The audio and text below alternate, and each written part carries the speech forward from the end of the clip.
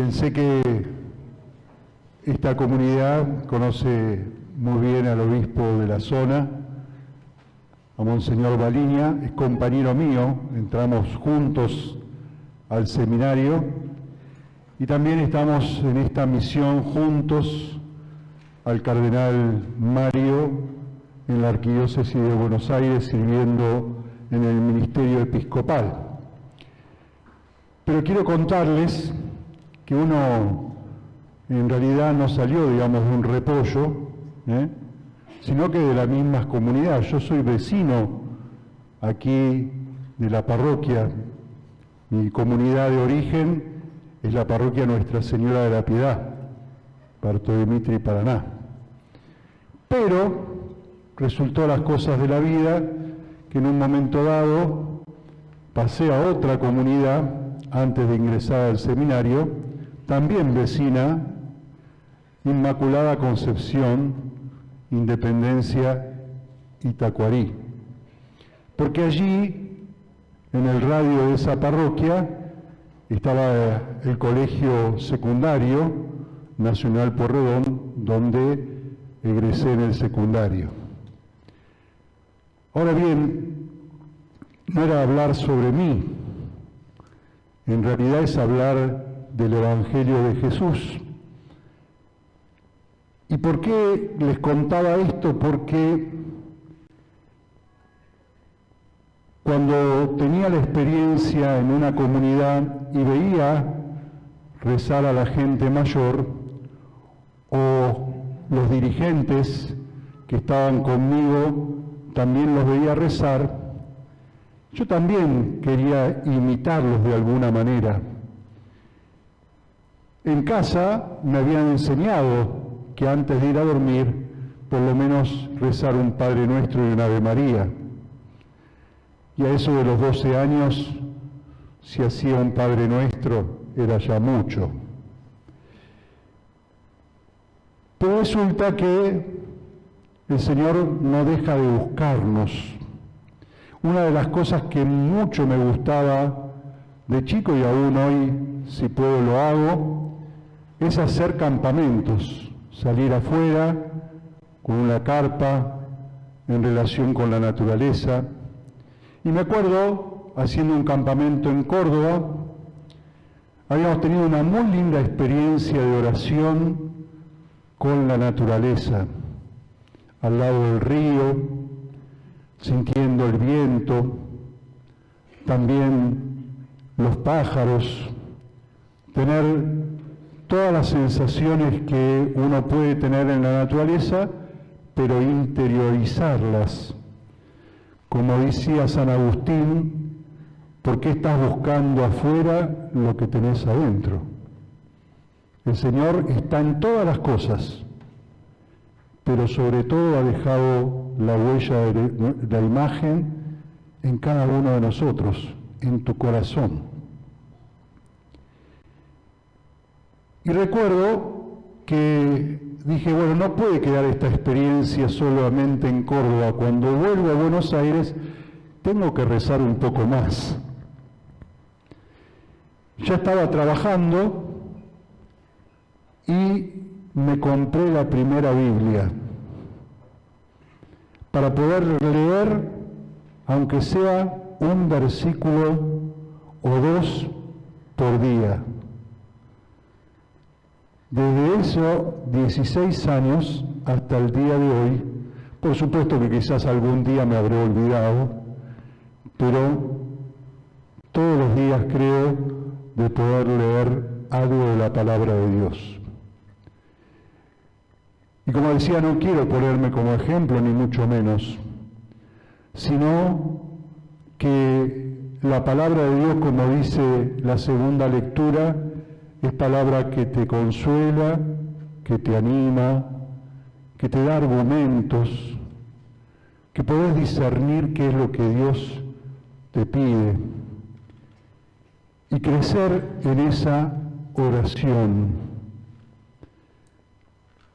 Recuerdo que estando ya en el seminario, le pregunté a mi director espiritual, yo rezo, pero me gustaría aprender, porque ya me canso, hay cosas que ya no le veo sentido hacerlas, o no le saco todo el fruto que yo quiero.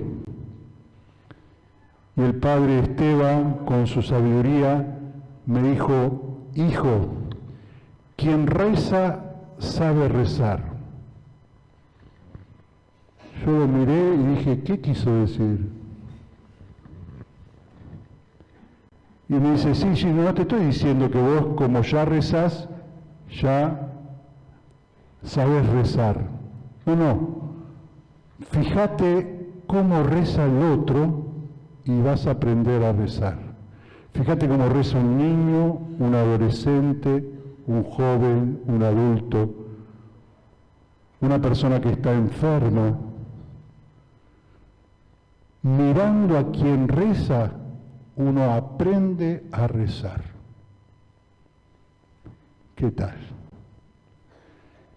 Y así tenemos toda la sabiduría de la Iglesia, la tradición de la Iglesia. Hoy, 15 de octubre, es Santa Teresa de Jesús, una maestra en la oración, que decía: la oración no es más ni menos que tratar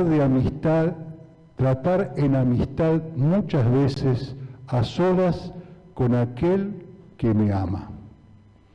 Trato de amistad. No puede haber ninguno de nosotros como cristianos que no rece.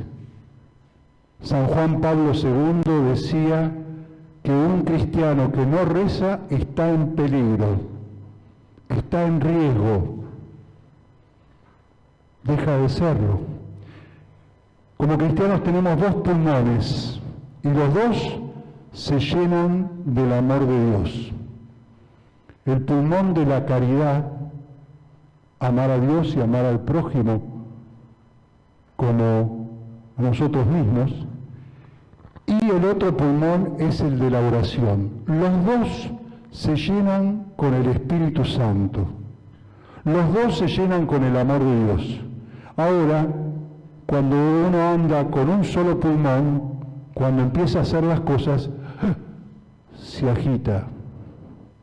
Espiritualmente nos pasa igual. La oración insistente, hoy nos habla el Evangelio. Dice el evangelista: oración sin desanimarse. ¿Cómo se hace? Todos entramos en desánimo, nos falta la esperanza. Y por eso se lo tenemos que pedir a Dios. Estos dones tan grandes de la fe, la esperanza, la caridad. No dejar de pedir y de dar gracias. Pero al mismo tiempo ejercitar en la oración lo que vemos, lo que pasa alrededor, cómo Dios está orando en medio del colectivo, en medio de las manifestaciones que pasan por aquí cerca, en el medio de la ciudad, ¿sí? Sí. Dios vive en la ciudad y por eso este tiempo de nuestra Arquidiócesis de Buenos Aires es salir a anunciar que Dios vive en vos.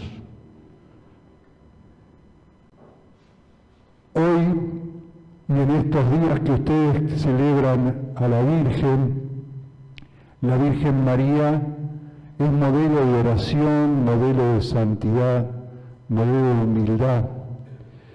Y aquí con el lindo milagro de Juan Pablo I, el poder de la oración y de la intercesión. No solamente rezamos nosotros acá, aquellos que nos han precedido rezan siempre por nosotros y hay que acudir a ellos para cualquier necesidad, no solamente porque le queremos manguear algo, sino porque ellos están señalándonos el camino. Ellos han sido ejemplo justamente de cómo rezar, de cómo amar, de cómo trabajar, de cómo estudiar, de cómo vivir la vida cristiana según Dios. Le pedimos así a María, ella que sabe aquello lo que necesitamos cada uno de nosotros, que tengamos esta oración sin desanimarnos, que le pidamos a Dios, enséñanos a rezar, y que esa oración se transforme en amor, en servicio, en misión, para también otros puedan descubrir que Jesús está vivo entre nosotros.